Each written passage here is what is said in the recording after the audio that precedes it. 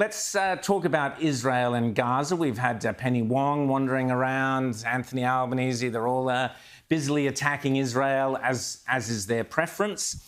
Let's go to speak to someone who actually knows what is going on in Israel, someone who has experience there on the ground, and that is, of course, Colonel Richard Kemp. Richard, great to see you as always. It will come as no surprise to you that we had Penny Wong, our Labor Foreign Minister, and Anthony Albanese desperately calling for ceasefires, criticising the IDF.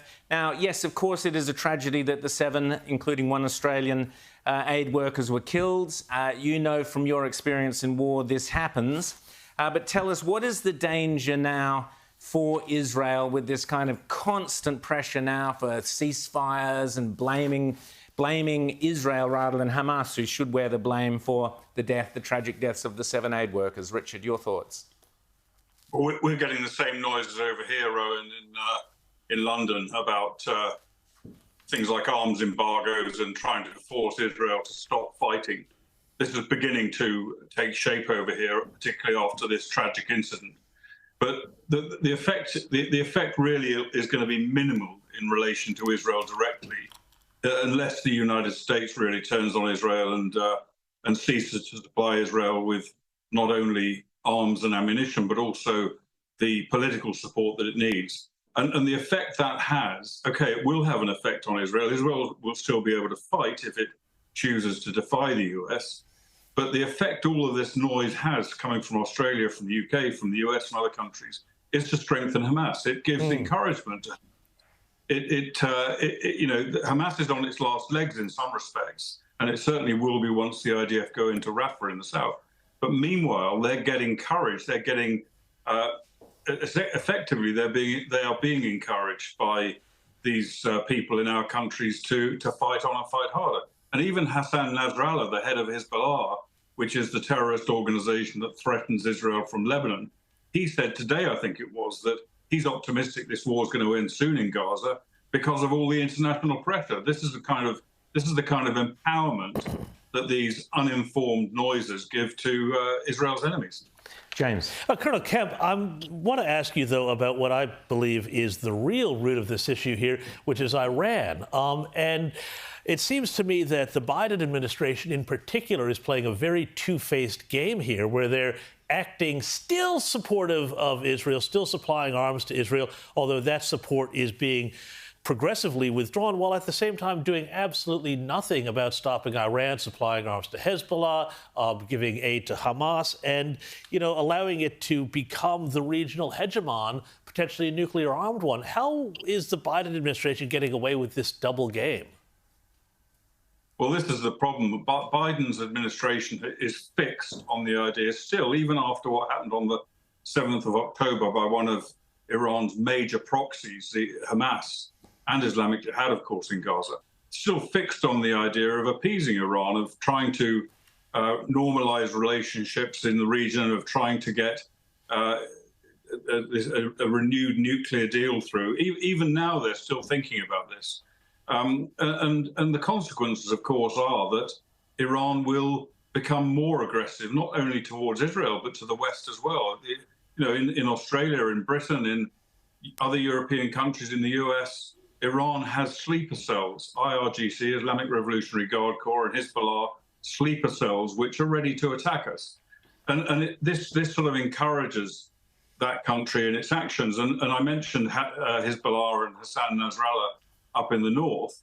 They're waiting to attack Israel. They're waiting for the words from Tehran to do it.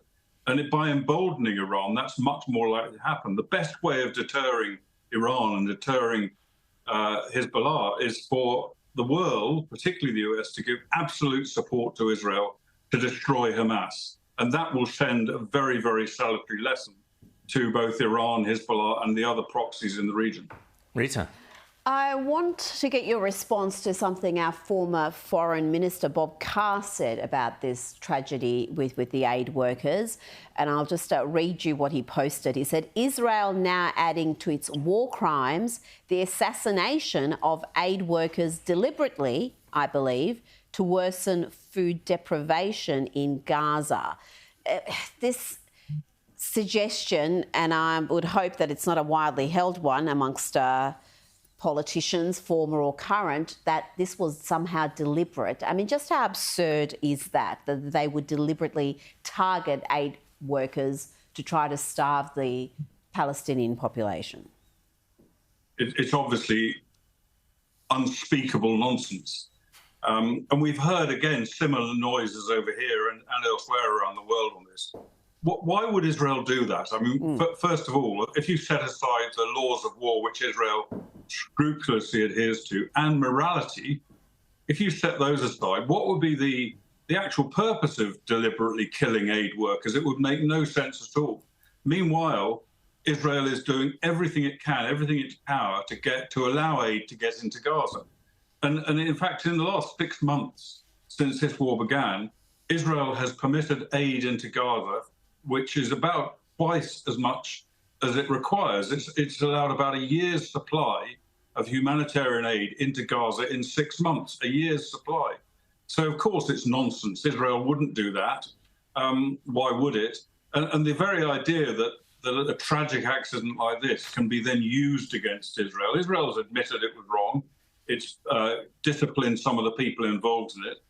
It's unfortunately, it's the kind of tragedy that you get in war. I've known many cases like this. And in fact, President Biden, who was outraged by it, in his words, was the president when a similar attack took place against an aid worker and 9 members of his family in Afghanistan in 2021, yes, when a US drone strike hit them thinking they were terrorists. This is horrible, but it happens. And several children in that particular incident were killed as well as the aid workers. What about this proposal that Israel has to get rid of UNRA, which Australia's again restored funding to, and to have a body that's not connected to Hamas to do the humanitarian aid? Is that something that is likely to be supported by the international community? I very much doubt that. I think it's something that's essential. UNRWA is effectively an extension of Hamas. UNRWA is part of the Hamas machinery. UNRWA terrorists took part in the 7th of October massacre. UNRWA delivers aid to their Hamas terrorist masters. Whether they have a choice in that or not, I don't know. But it does need to go. It needs to be replaced by something, whether it be the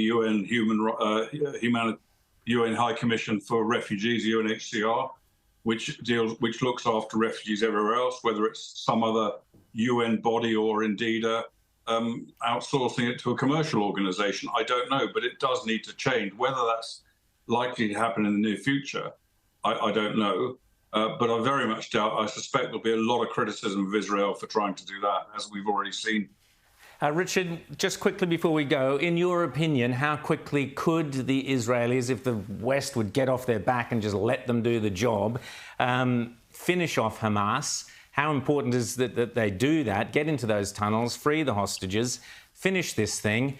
What reasonably do you foresee happening in the next couple of months? I think it very much depends on when Israel decides to launch its operation into Rafah. They're still fighting elsewhere in Gaza, but Rafah is the last major stronghold of Hamas. And Israel hasn't yet begun seriously attacking Rafah. And it's obviously there's pressure from the international community to try and stop it. I think one of the factors involved there is what happens up in the north.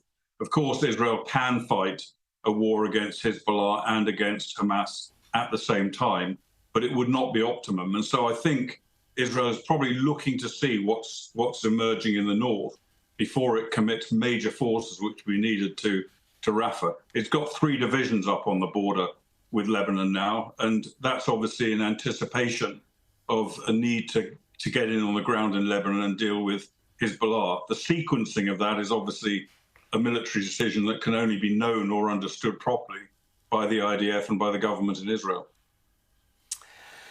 Colonel Richard Kemp, always great to chat to you. Thanks so much for coming on Outsiders. Common sense there from Colonel Richard Kemp. I'll just point out, of course, that not everybody in UNRWA was involved in October 7th.